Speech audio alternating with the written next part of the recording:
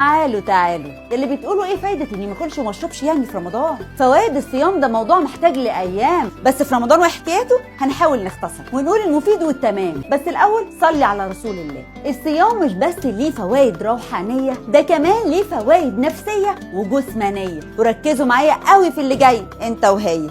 الصيام بيهدي الاعصاب، طبعا كله دلوقتي في حالة استغراب، وبيقولوا الناس وهي صايمة بتبقى متوترة وفي حالة اضطراب، لكن الحقيقة ان زيادة تدفق الدم وهو شايل الاكسجين بيزود فرص افراز هرمون الدوبامين، وده الهرمون المسؤول عن ايه؟ انه يخلينا مبسوطين. وكمان الصيام بيعدل لك المزاج، وده شيء كلنا ليه في احتياج. ازاي؟ فهمينا. عشان الامتناع عن الاكل والشرب لفترة بيقلل افراز هرمون الكورتيزول اللي كتره بيسبب القلق والحسرة، والصيام كمان بيقلل فرص التعرض للاكتئاب، وده بناء على كلام الطب اللي مذكور في الكتاب.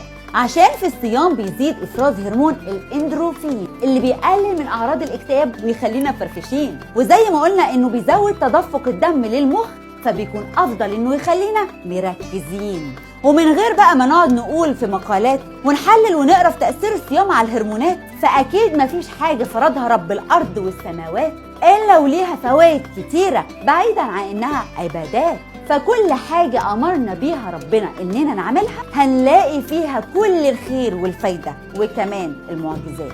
سؤال الحلقة: إيه اسم الهرمون اللي بيقل إفرازه وقت الصيام؟ الشاطر بس اللي هيكتبه لي في الكومنت. ودي كانت حكايتنا النهاردة، استنونا بكرة في حكاية جديدة نتمنى تبقى ليكم مفيدة، ويا رب تقضوا خلال شهر رمضان أيام وليالي سعيدة. كان معكم بسمة مجدي، أشوفكم على خير.